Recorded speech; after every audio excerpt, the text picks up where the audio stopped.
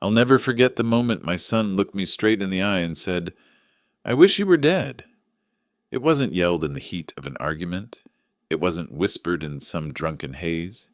He said it cold, like he meant it, like the words had been sitting on his tongue for months, just waiting to be spit out.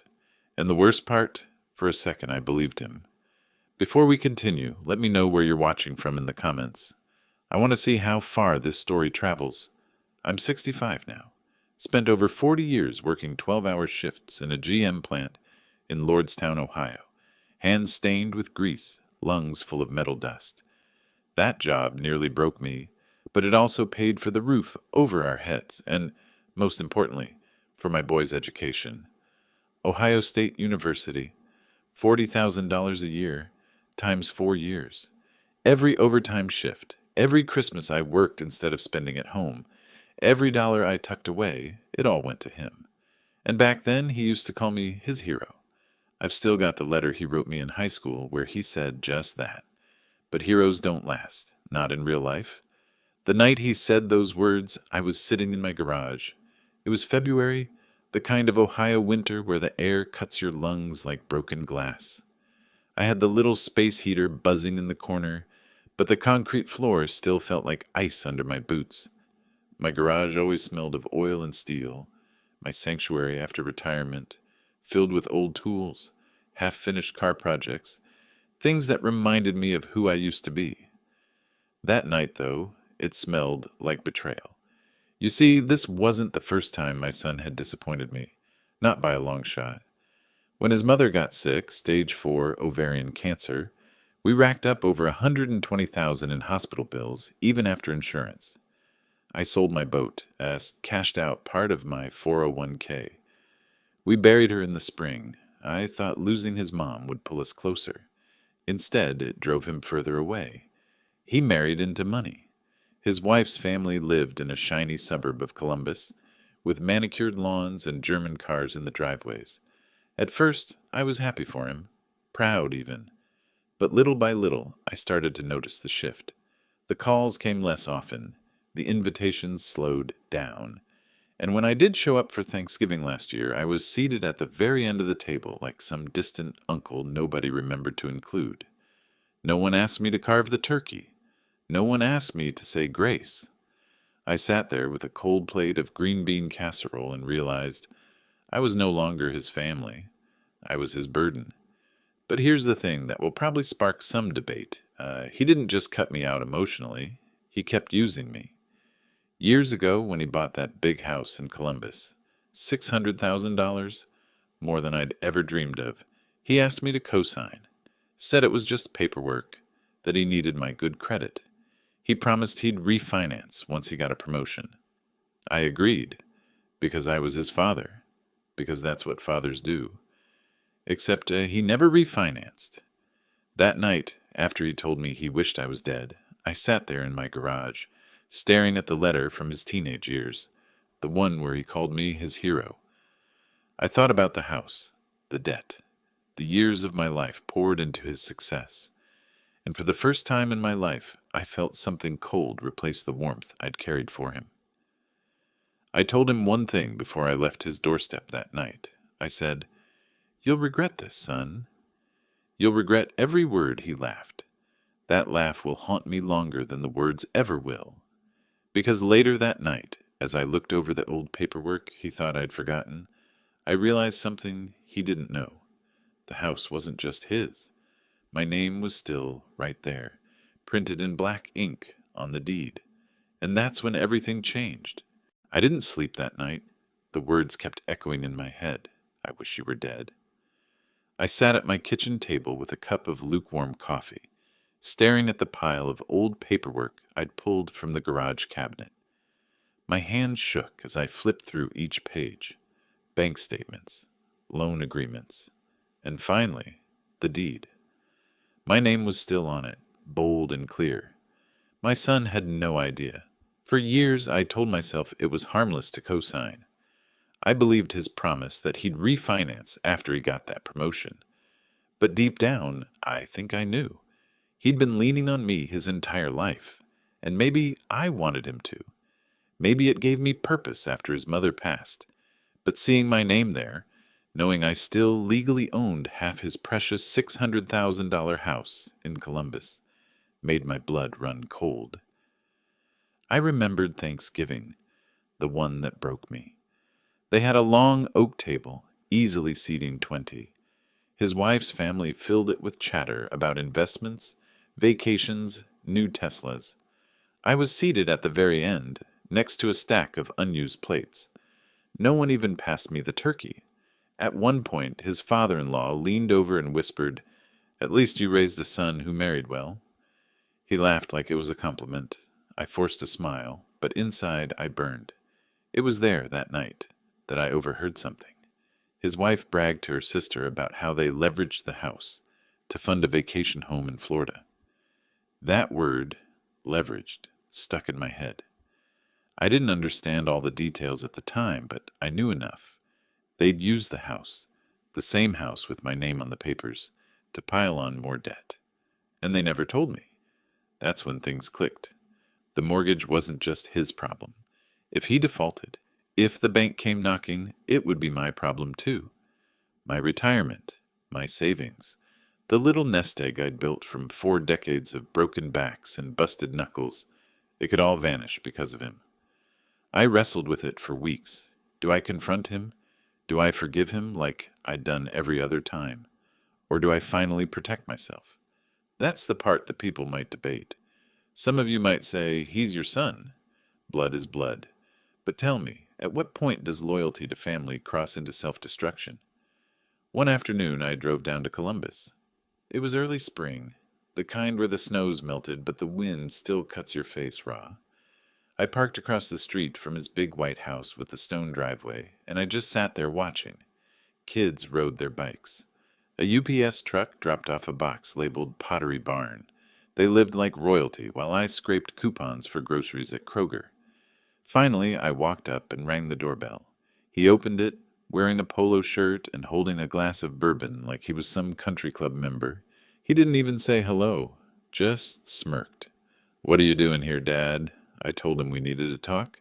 He laughed loud enough for the neighbors to hear and said, "Unless you're finally cutting ties, I don't have time."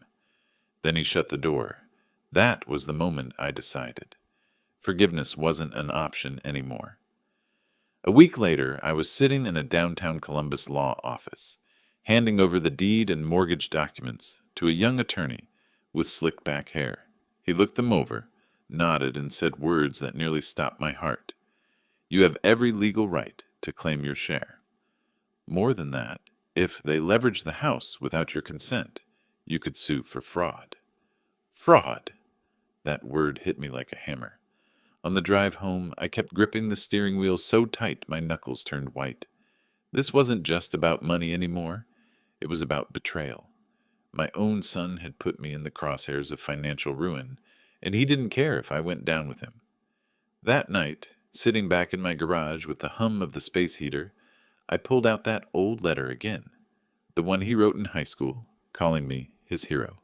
I held it in one hand and the legal documents in the other, and I realized something. I couldn't be his hero anymore. Heroes save people. But what do you call a man who finally saves himself? The next morning, I called the lawyer back and said 4 words I never thought would leave my mouth. Let's move forward. Now, and that's when the storm truly began. I thought making the decision would bring me peace. It didn't. If anything, it tore me apart even more. I'd never sued anyone in my life. I'd never even hired a lawyer until that day in Columbus. I was the kind of man who paid his bills on time, nodded at neighbors, and stayed out of trouble. But now, every step I took felt like stepping deeper into a storm I couldn't escape. The first crack of thunder came a week later. My lawyer filed the paperwork, and the court sent a notice straight to my son's doorstep. I didn't tell him beforehand. I couldn't. I knew if I gave him warning, he'd twist it around like he always did, make me feel like the villain, like I owed him more than I'd already given. Instead, I let the paper do the talking. He called me that night. His voice was sharp, panicked at first, then dripping with rage. "Are you out of your damn mind, Dad? Do you know what you've done?" I sat at my kitchen table. the same spot where I used to help him with his algebra homework, and I said calmly, I know exactly what I've done. I'm protecting myself. He went silent. For a moment, I almost thought I heard him choke back tears. But then came the venom. You're pathetic. No wonder Mom had to carry this family.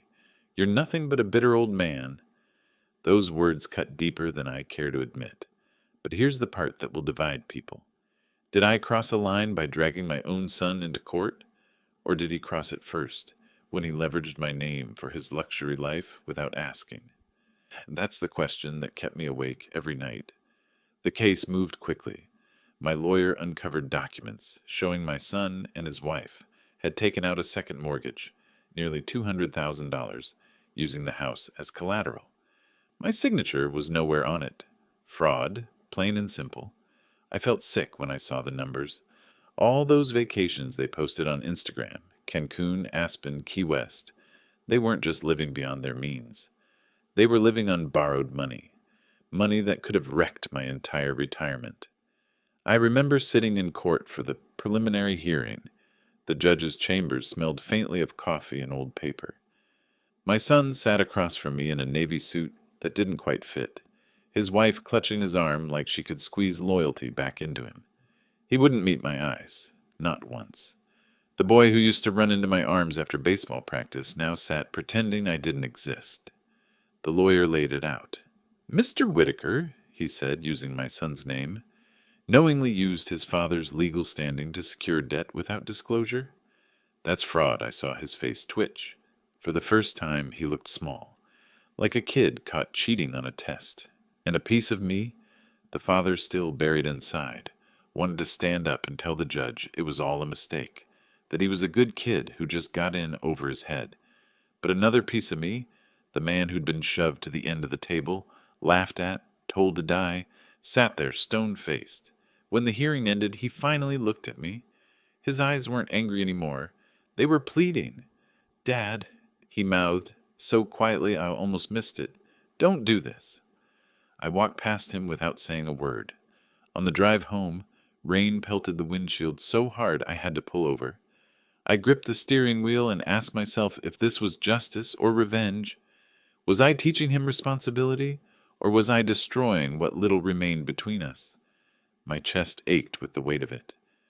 That night, I found myself back in the garage, staring at the same letter again, the one where he'd called me his hero. My fingers smudged the ink, worn thin from years of folding and unfolding. I whispered to no one, I'm not your hero anymore. Maybe I never was. And just when I thought I'd made peace with my choice, my phone buzzed. It was a voicemail from his wife. Her voice was shrill, furious. You've ruined us, old man. If you go through with this, you'll never see your grandchildren again? Grandchildren. The word hit me like a freight train, because until that message, I didn't even know they had kids. When I heard that voicemail, I must have replayed it a dozen times. Grandchildren. The word felt foreign in my ears. He hadn't told me, not once. No phone call, no photos, no Sunday visits with little hands tugging at my sleeve. He'd erased me so completely that I didn't even know I had grandkids. And now, his wife was using them like a weapon. That night, I didn't sleep. I sat in the garage with the space heater humming, staring at the old baseball glove my son once used in Little League. I could still see his grin when he hit his first home run. I wondered what kind of father I had been if he could turn around and cut me out so cold. My heart broke, but at the same time, something hardened. The next morning, I called my lawyer. They threatened to keep my grandkids from me, I said, my voice shaking. He was quiet for a long moment before answering. Then we push harder. We don't back down. A week later, the next court date arrived. Their house was set to be appraised, a step toward forcing a sale to resolve the fraudulent debt. I drove to Columbus again, past rows of blooming dogwoods, the sky heavy with spring rain. When I pulled up, a crowd of neighbors stood outside. Word had spread. People whispered, their eyes darting toward my son's once proud house. And then came the first real crack in his armor. As the appraiser walked through with a clipboard, my son exploded. "This is my house," he shouted, voice breaking. "He's lying." He's trying to ruin me. The appraiser calmly pointed to the deed. Sir, his name is right here. Co-owner. The neighbors heard every word. I watched the pride drain from his face, replaced by something I hadn't seen in years. Fear. His wife tugged at his arm, but he shook her off. For once she couldn't save him with her money or her smirk. Inside, I felt a strange mix of satisfaction and grief. He was my son, yes, but he was also the man who told me he wished I was dead. The man who gambled my life's work on luxury vacations and shallow status. Still, the hardest blow was yet to come. At the next hearing, my lawyer presented the evidence. Not just the second mortgage, but credit card statements linked to my son's name. Cards he had opened in both our names. Tens of thousands in charges. I nearly fell out of my chair when I saw it. Designer handbags, ski trips, a $7,000 bill from a resort in Aspen, all tied back to my credit. My son's lawyer tried to spin it, said it was a misunderstanding, that I had given implied consent, but the judge didn't buy it. His words echoed like thunder. This is clear financial exploitation. I glanced at my son then, his shoulders slumped, his hands shaking, and for the first time, he couldn't look at me. He stared down at the table, as if the weight of what he'd done finally sank in. And here's the part that made people gasp in the courtroom. My lawyer slid a manila envelope across the table. Inside were photocopies of every letter my son had written me as a boy, the ones where he called me his hero, his protector, his role model. Letters I'd kept tucked away for decades. Your Honor, my lawyer said, this is who my client raised, and this is who now betrays him. Gasps rippled through the room. Even the judge paused, his jaw tightening. My son's face turned crimson. He looked like a man stripped bare in front of the world. When the session adjourned, he stormed out, slamming the door. His wife followed, her heels clacking like gunshots. I stayed seated, heart pounding, tears stinging the corners of my eyes. For the first time in years, I felt like I wasn't the weak one anymore. Later that week, they hosted a party, trying to act like nothing was wrong. Champagne glasses clinked, music played through the windows. But then, right in the middle of their celebration, a knock thundered at the door. 2 officers and a court official stood there, handing over the notice. A date had been set for the house sale. Every guest in that house watched my son's face crumble as he read it. And me? I was parked across the street, watching the whole thing unfold. He spotted me through the window. Our eyes locked. He mouthed something. You'll pay for this. But his voice cracked, his hand trembling as he gripped the paper. And that was the moment I knew the tables had turned for good. Because this time, he was the one standing outside the door, humiliated, while the whole world looked on. I thought watching him humiliated in front of his neighbors would be the peak. But the truth is that was only the beginning of his fall. The court date for the forced sale came faster than he expected. He walked in with a suit 2 sizes too tight, his wife's hand squeezing his arm as if her grip could keep the walls from caving in. I walked in alone. The courtroom was hushed, the kind of silence that makes every cough echo like thunder. The judge laid it out clean. The house would be sold and the proceeds split according to ownership, half to me, half to him. But here's where the hammer dropped. The fraudulent loan he took without my consent, that debt would be pinned on him alone. It wasn't just a financial blow. It was a public branding, fraud, exploitation, words that don't wash off easy. His wife erupted in whispers, shaking her head. I caught the way she looked at him, like she was seeing him for the first time, and she didn't like what she saw.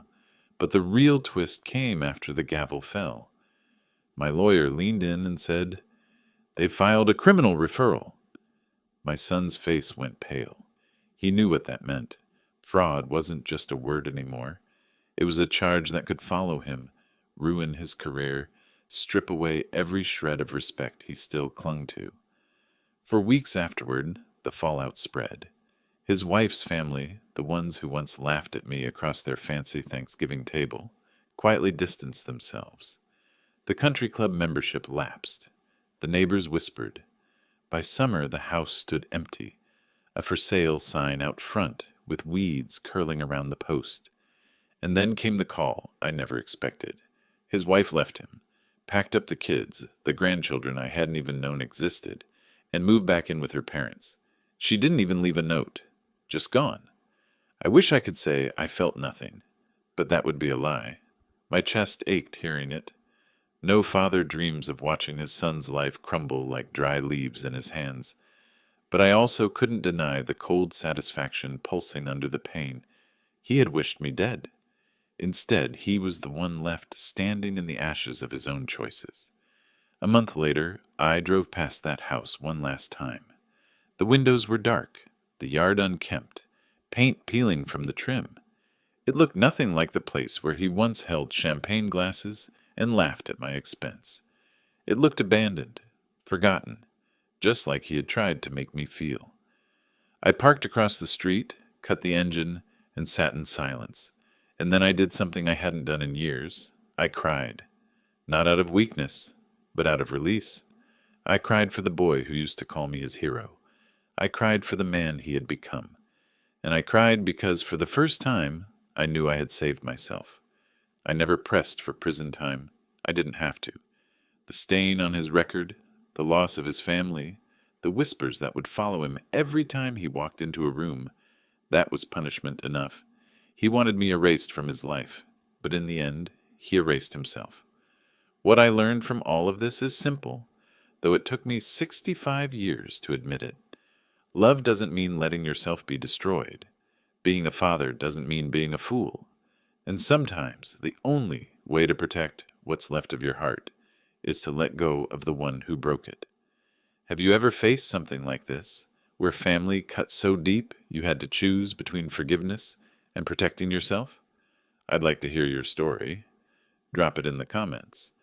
And if you've followed me this far, stick around because there are more stories where this came from. Because in the end, this isn't just my confession. It's a reminder that every scar we carry has a story, and sometimes that story deserves to be told.